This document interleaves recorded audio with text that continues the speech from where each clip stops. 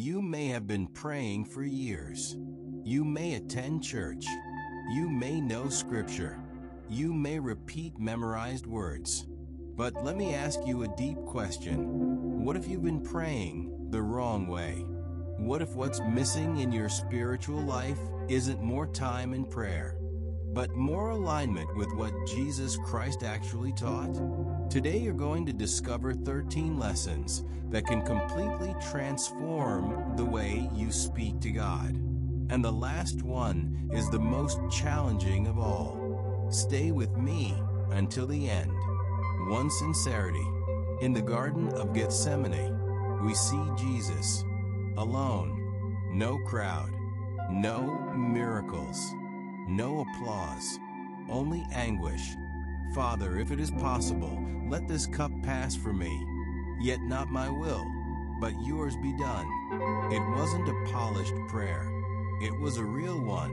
In the Gospel of Matthew, chapter 6, verse 6, he teaches us to pray in secret. God is not looking for performance. He is looking for truth. Maybe your prayer needs less formality and more honesty. 2. Forgiveness. In the Gospel of Mark chapter 11, verse 25, Jesus connects prayer with forgiveness. And in the Gospel of Matthew chapter 18, he tells the story of a man forgiven an unpayable debt, who then refused to forgive a small one. The one who refuses to release forgiveness imprisons his own soul. You may be asking for blessing while still holding on to resentment. 3. Simplicity. In the Gospel of Matthew chapter 6, verse 7, he warns against empty repetitions. In the parable of the Pharisee and the tax collector in the Gospel of Luke chapter 18, only one man said, "God, have mercy on me," and he went home justified. Sometimes one sincere sentence moves heaven, more than a long religious speech. If this is already speaking to you, write in the comments, "My prayer life is about to change." 4. Silence. The prophet Elijah stood inside a cave. A powerful wind came, then an earthquake, then fire. But God was not in any of them. He was in the gentle whisper. Maybe you're waiting for noise, while God is speaking softly. 5. Trust. In the Gospel of John chapter 15, verse 7, Jesus talks about abiding. Trust is not a feeling of security. It is a decision to rely on God, even when there are no visible signs. 6. Faith. A woman, invisible for 12 years, touches the hem of Jesus' garment. She doesn't ask for attention. She doesn't ask for a stage. She simply reaches out, and Jesus stops everything. Who touched me? Faith doesn't need an announcement.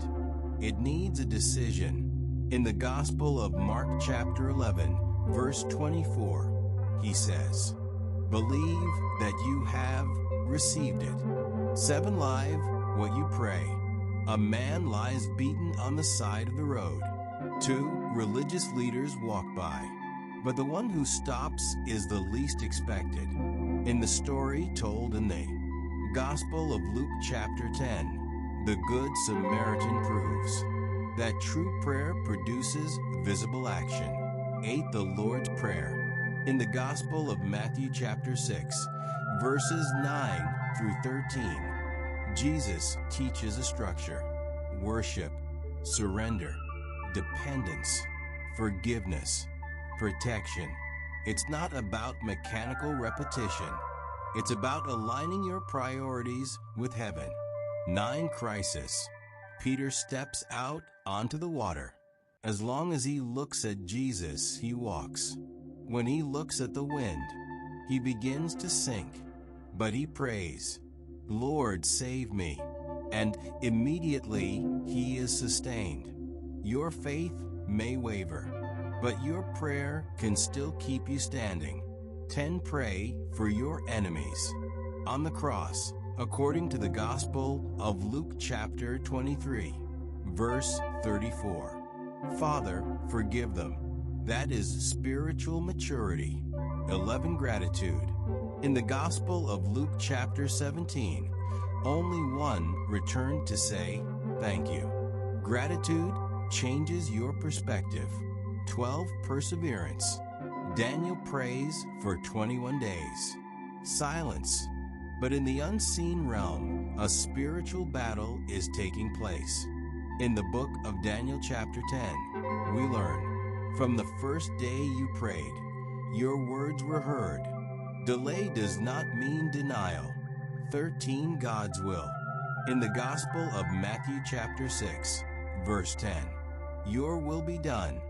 This is the highest level of prayer. It is not about convincing God. It is about aligning yourself with Him. Here, the ego dies, and the spirit matures. Maybe your prayer life doesn't need more words. Maybe it needs more surrender. For the next 7 days, apply at least one of these lessons. And right here, I choose to pray the way Jesus taught.